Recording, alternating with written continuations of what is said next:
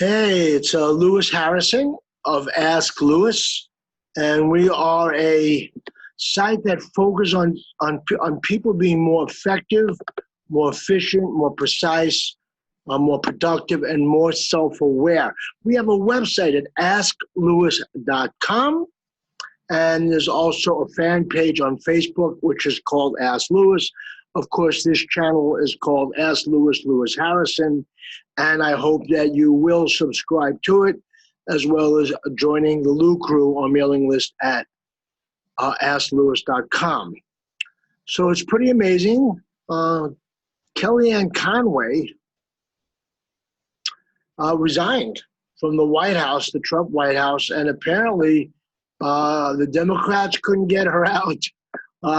Republicans that didn't like her couldn't get her out, but who got her out, believe it or not, was her daughter, Claudia. It's pretty amazing. And even though I don't love Kellyanne's morality, ethics, or politics, I still have to congratulate her on her choice of being a mother. And she's quoted as saying, why did she quit? She said, less drama, more mama. Let me give you a little background on this scenario. And by the way, some people say they don't have an interest in politics, but I'm a game theory guy. I'm interested in people developing the most effective strategies in their life at the lowest possible cost. And the greatest school that you can ever learn strategizing to make your life work more effectively is politics. So, just to give you a little background on this scenario, Kellyanne Conway is an American pollster, political consultant, and a pundit. She serves as a counselor to the president and the administration of Donald Trump, or she did until this morning. And she's married to a powerful Republican strategist named George Conway, who interestingly is strongly anti-Trump. So here you have the husband, anti-Trump, the wife, Kellyanne, working for Trump as a major player. And their marriage seems to be holding up. And part of what I'm going to be doing in this podcast is talking about how you create a strong family, and as well as how do you create great skills as a parent. And I'm not going to get too much into the politics of Kellyanne Conway. Other people have done that better than me, both for her and against her.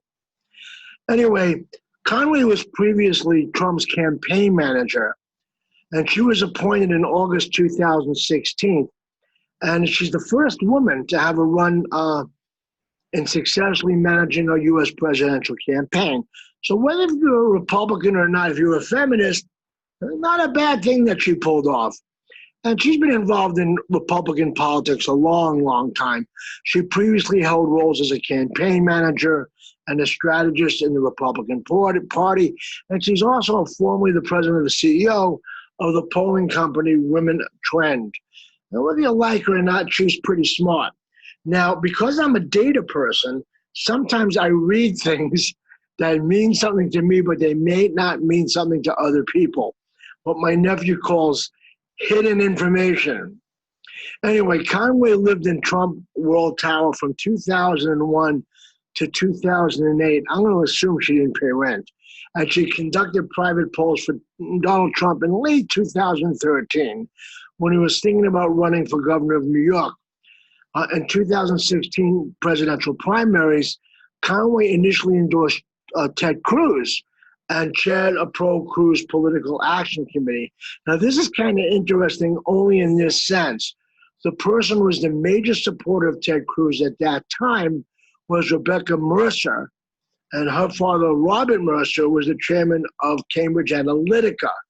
And I'm not going to go into that. If you don't know what Cambridge Analytica is and the Robert Mercer connection to Republican bad behavior, you'll have to look it up. But the main thing, his daughter, Rebecca Mercer, pretty much ran Breitbart, and was also an employee of many other people who became involved in the Trump White House, including Steve Bannon. So anyway, Conway initially endorsed Ted Cruz and chaired this pro-Cruz political action committee. And after Cruz withdrew from the race, Trump appointed Conway as a senior advisor and later a campaign manager. Now you need to know large sums of money that went into the Trump campaign at that point came from the Mercer family, the Mercer Foundation, and Cambridge Analytica. And interestingly, by the way, Robert Mercer now has actually decided to back the Democratic guy, former Vice President Joe Biden, in his run against Trump. They threw Trump over the well. But anyway, that's what's going on right now. So on December 22nd, 2016, Trump announced that Conway would join his administration as counselor to the president. And then on November 29, 2017, Jeff Sessions announced that Conway would oversee White House efforts to combat the opioid overdose epidemic. So since Trump's inauguration, Conway's been embroiled in a series of controversies using the phrase alternative facts to discuss what was called the Bowling Green massacre that actually never occurred, a lot of fake news coming out of her, and claiming that Michael Flynn had the full confidence of the president just hours before Flynn was fired by the president. So she was so controversial, Kellyanne Conway, that members of Congress from both parties called for an investigation of an apparent ethics violation after she publicly endorsed commercial products associated with the president's daughter, Ivanka Trump. And then in June of 2019, the U.S. Office of Special Counsel recommended that Conway be fired for unprecedented multiple violations of what's called the Hatch Act of 1939. So I'm not going to get too much into that other than to say Kellyanne Conway is obviously a very, very bright woman.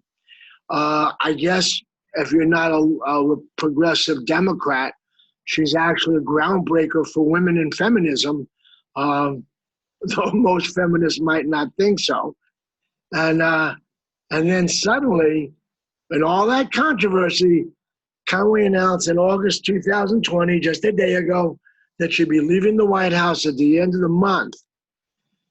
Now, this came months after public feuds developed between herself and her teenage daughter, Claudia, who has become a major TikTok star.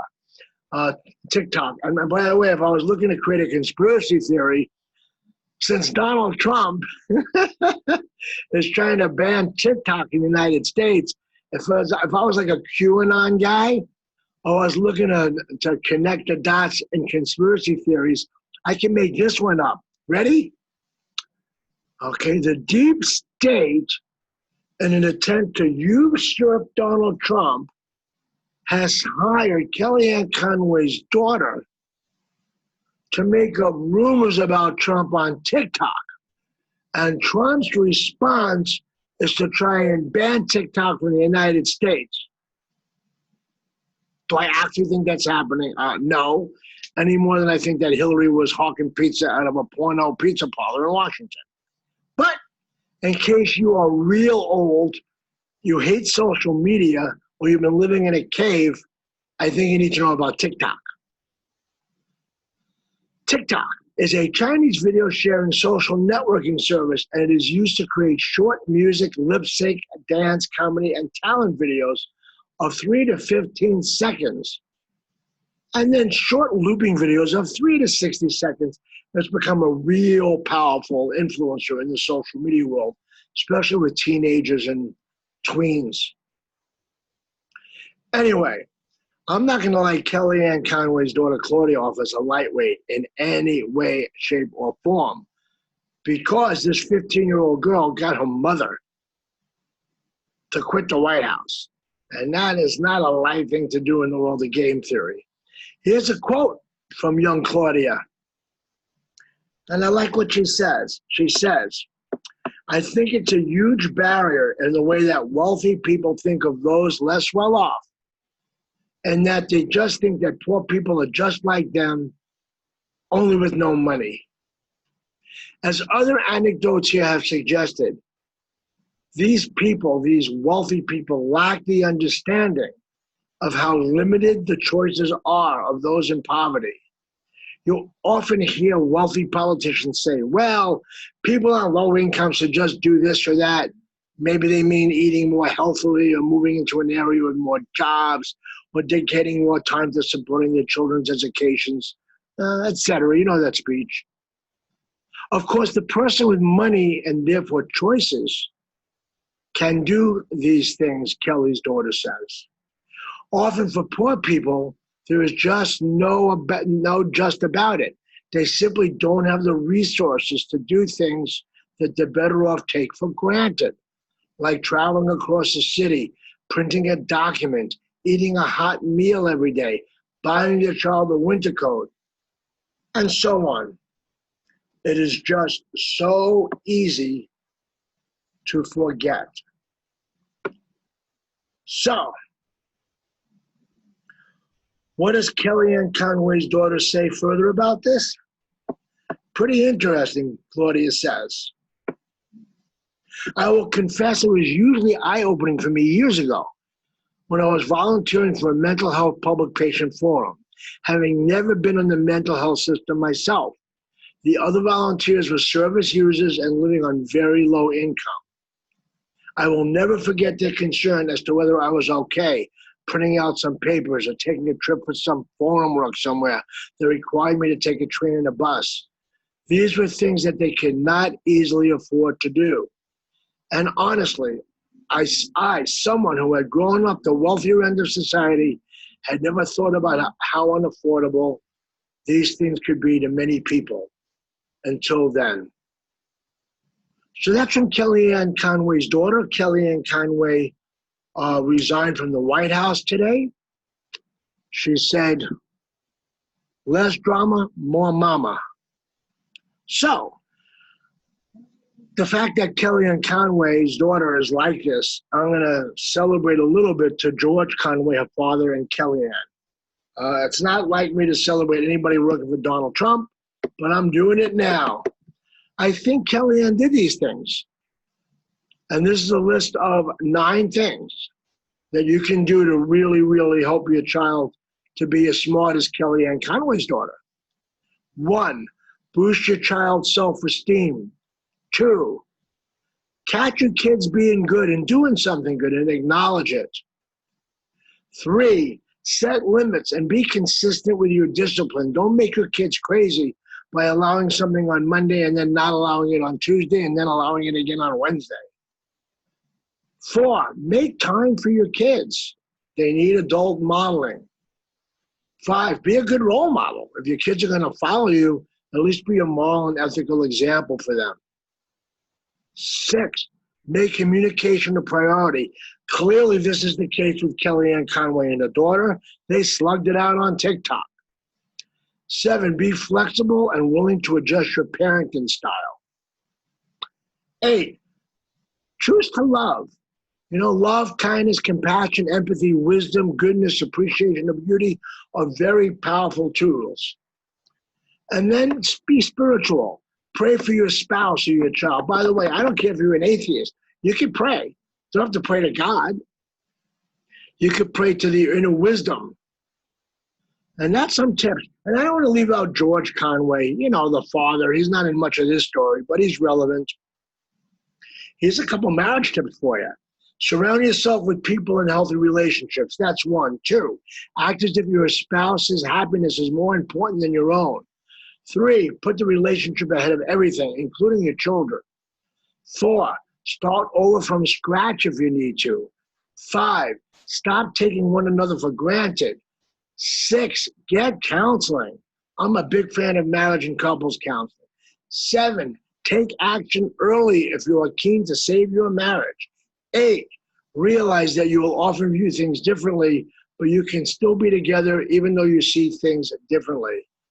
Work on the fundamentals of marriage: honesty, kindness, love, communication, and don't go to sleep angry. And number 10, if you can't improve the quality of your marriage, absolutely hire a marriage counselor or a relationship specialist. I am Lewis Harrison. This is Ask Lewis. I hope you will subscribe to the podcast on this YouTube channel, Ask Lewis Harrison.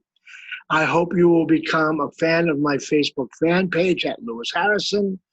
Friend me on Facebook at Lewis Harrison. And of course, sign up at AskLewis.com, my website. Have a great day, stay safe, and keep on learning and improving in every way that you can.